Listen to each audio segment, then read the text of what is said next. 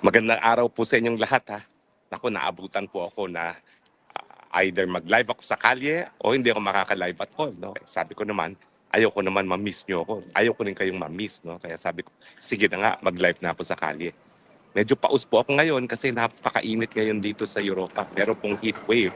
Naasahan na magpa-40 over the weekend at ngayon po, 39 ang aming temperature. No? So, ewan ko ba, yung malamig, di naman ako nagkakasakit. Pero ngayong mainit, saka po ako nagkakasakit. Sabi ko, Anbeto, parang baliktad, no? Na kapag mainit, saka ako nagkakasakit. Pero ngayon po, anong pag-usapan po natin? Ako, malaking balita po ito para kay Tatay Digong. Ang Niger po, isang African country, ay bumitiw na naman sa pagiging miyembro ng ICC.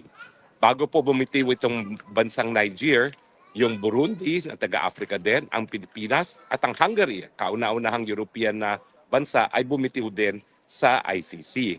Ang dahilan ng Niger, kasi ang ICC daw ay instrumento ng kolonyalismo. Ang Niger po ay isang dating French colony. Alam nyo, matindi ang mga Pranses pagdating sa kanilang mga sinakop na bansa. Dahil hanggang ngayon, talagang tinatrato pa rin nilang parang colonies ang mga African countries na yan, pati ang kanilang mga currency nakakabit pa rin sa Central Bank ng France. No? So, hindi talaga nagbigay ng tunay na kalayaan itong France sa kanilang mga dating colony. Now, bukod po sa Niger, may dalawa pong bansa na kasabay nag-anunsyo ng Niger doon sa intensyon na mag-withdraw. No? Ito pong bansang Mali at saka ang bansang Burkina Faso.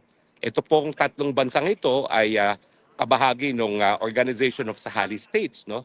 At silang tatlo po ay magkakaratig bansa at sila rin po ay pare-parehong mga naging colonies ng France. So inaasahan po natin matapos magbitiw ang Niger, magbibitiw din po itong Mali at saka Burkina Faso kasi nag-anunsyo sila kasabay ng Niger na sila ay bibitiw sa ICC dahil nga daw ito daw po ay instrumento ng mga kolonyal ng France. Now yan din po sinasabi ni Tatay Digong, no? Na itong ICC na ito talaga yung mga European colonial powers na nagpupumilit na ipagpatuloy ang kanilang impluensya sa mga dati nila mga colonies, no? At siyempre tayo po ay kabahagi din ng mga bansa na sinakop din ng dating ng Espanya noong mga unang panahon, dahilan kung bakit nagkaroon tayo ng mga bayani gaya ni Rizal at ni Andres Bonifacio. No? So, yung pagbibitiw, sabi ng Niger, kabahagi yan ng pagkakaroon ng tunay na kalayaan laban doon sa mga sumakop sa kanilang mga bansa. At ang Niger nga po ay colony ng France. Now, bukod po sa Niger, nagsalita na rin po. Dati-dati pa ang South Africa, ang economic powerhouse ng ICC na nais rin nilang bumitiw. In fact, sinimulan nila ang proseso pero ibinawi. Pero ngayon po, nagsasabi pa rin sila na kinukonsider nilang bumitiw.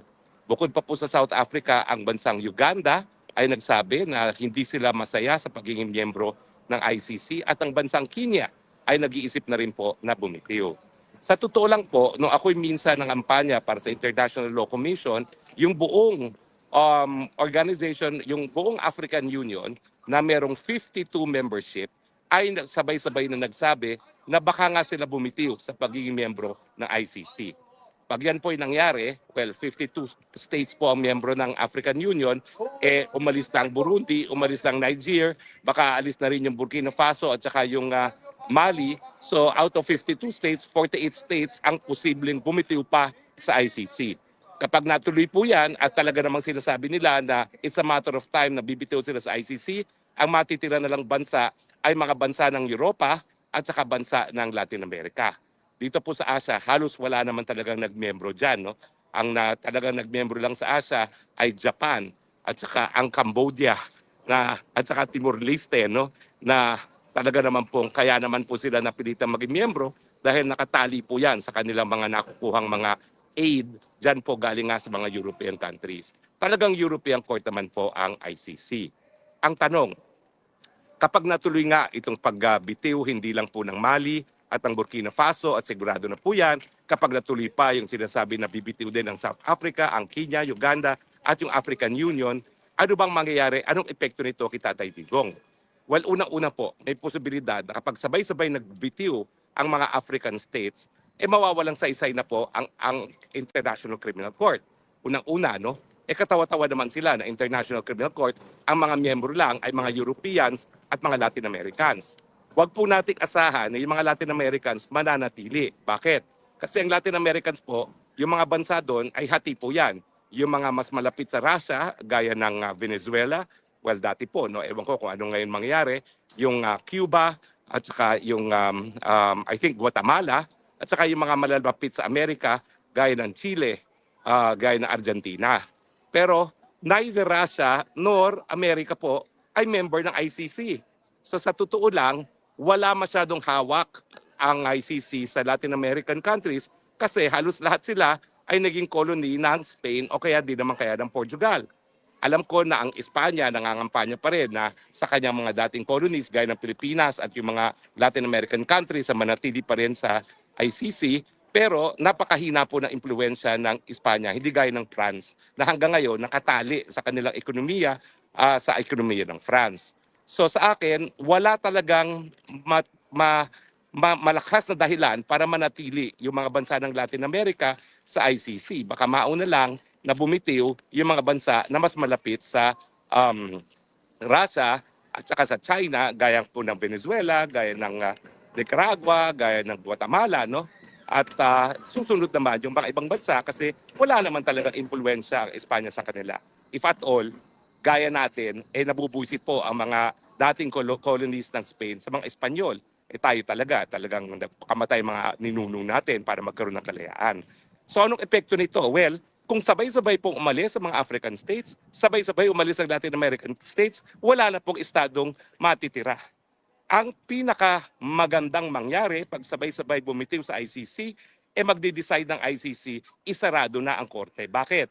Una-una, kung wala sila mga bansa na kasapi, paano nila i-raise yung pondo na kinakailangan nila para magpatuloy ng paglilitis, no? Pero siyempre, baka naman hindi mangyari yan na sabay-sabay bumitiw. Pero bantayan niyo po yan. Ha? Ako, inaantay ko lang na merong maunang African state at inaasahan ko yung 52 states talaga na African Union. Sabay-sabay na po yan. Sunod-sunod na po yung bibitiw.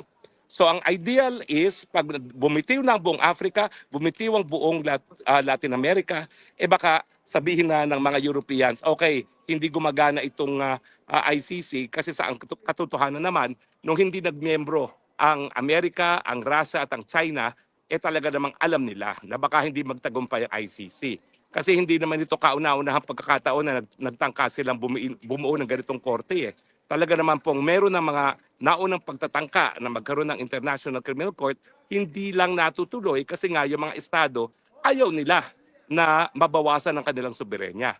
Kinakailangan pa rin talaga na dahil pinangangalagaan nila yung pagiging independyenteng mga bansa, sila pa rin ang lilitis sa mga kaso sa nangyayari sa kanilang teritoryo. So, scenario number 1, dahil magkakascade o talagang magkakaroon talaga ng malawakang pagbibitiw, baka sumuko ng ICC. Kapag sinarado ang ICC, kinakailangan palayain nila si Tatay Digong. Scenario number 2, hindi mangyari yung sabay-sabay na pagbibitiw, bagamat maraming bibitiw. Ano naman ang epekto nito kay Tatay Digong? Well, siguro kapag maraming bumitiw, bagamat hindi majority ay bumitiw, mag-iisip naman ng ICC. Bakit ba ayaw nila sa ICC? Ang pangunahing dahilan kaya ayaw nila sa ICC dahil nga dun sa pagiging malayang mga bansa. Ayaw nila naghihimasok ang mga dayuhan dun sa mga bagay-bagay na talagang sila lang dapat ang gumagawa gaya ng pag-iimbestiga at paglilitis ng mga kaso, mga kasong kriminal na nangyari sa kanilang teritoryo. At dahil dyan, posible na baka isimi naman ng mga maestrado, sige na nga, para maengganyo yung mga estadong hindi pa bumibitiw na wag nang bumitiw, pag-aaralan natin uli itong jurisdiction ng Pilipinas upang iparating ang mensahe na kaming ICC, hindi kami magpupumilit na magkaroon ng jurisdiction kung ayaw na ng mga estado. Yan po talaga yung pinaka mabuting gawin ng ICC kasi nga po, ang pangunahing kawalan ng interes para manatili maging miyembro ng ICC at para maging miyembro ng ICC ay yung paghihimasok doon sa internal domestic matters gaya ng paglilitis sa mga kasong kriminal na nangyari sa kanilang teritoryo. So ang scenario number 2, para lang ma-convince yung mga bansa na kasapi na wag bumitiw at maengganyo yung hindi pa sumasapi, baka i-dismiss nila ang kaso ni Tatay Digong dahil lack of jurisdiction para ang mensahe, hindi kami magpipilit na magkaroon ng jurisdiction kung ayaw na ng mga bansa na maging kasapi ng ICC. O di ba kapag ginawa nila yan, mawawala na yung alinlangan ng mga estado na baka nga baliwalain ang kanilang pagiging malayang bansa, mabaliwala ang kanilang pagiging soberenyang bansa. Malakas po yung probability dyan.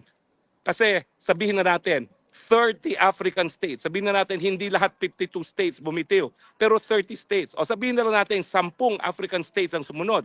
Siyempre, gagawa naman ng hakbang ang hukuman para pigilan yung natitirang 38 states na bibitiw. At gagawin nila yan sa pamamagitan ng paggagawa ng ehemplo kay Tatay Digong na dahil hindi na nga kasapi ng ICC ang Pilipinas, ititigil nila ang paglilitis para sabihin doon sa mga natitirang African states, huwag nyo nang ituloy ang pagbibitiw dahil ito, kinikilala naman namin, unang-una, na meron talagang kalayaan, independyente ang mga bansa ng daigdig at meron silang soberenya at hindi kami magpupumilit na magkaroon ng jurisdiction kung ayaw nyo na sa ICC. Ako po, talagang sinuportahan ko po itong pagiging miyembro ng ICC. Bakit? Kasi po, hindi tayo nawawalan ng gera. At importante naman na kung nagkakaroon ng matinding labanan at walang gobyerno na makapagbibigay ng katarungan sa mga biktima ng kaharasan, dahil ako naman po, tumayo akong abogado ng mga comfort women, yung mga ginahasa ng mga bansang Hapon, na kailan lang kami nagkaroon ng recognition at desisyon na mali ang ginagawa ng Pilipinas na hindi isinusulong ang interes ng ating mga comfort women para sa katarungan.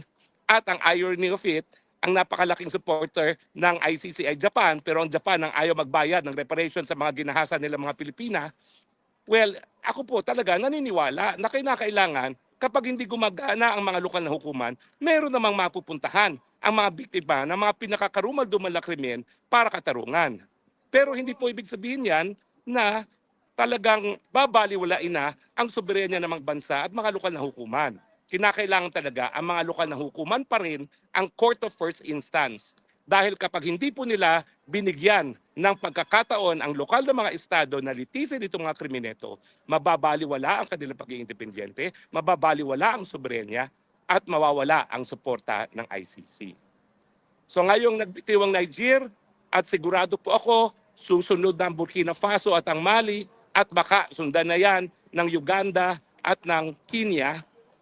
Ang tanong, ICC, what's your move? Sabi nga ng awit, ICC, hawak mo ang beat. Pwede ka magpumilit na litisin si Tatay Digong, maging dahilan para mawalan talaga ng tiwala ang mga bansa sa ICC at maging dahilan para sila ay bumitiw na sa pagiging miyembro, or seize the moment. Aminin, walang jurisdiction kay Tatay Digong nang mapadalang mensahe, hindi naman maghihimasok ang ICC sa mga malayang bansa at hindi niya babaliwalain ang soberenya ng mga malayang bansa. Hawak mo ba ang beat, ICC? The ball is in your court. Maraming salamat po sa inyong patuloy pagtangkilik. Ito po yung Spokes ng Bayan, Harry Roque, reporting live from Vienna, Austria, nagsasabi, I love you, Philippines. You're the only country that I have. You're the only country that I love. God bless the Philippines. Bye for now.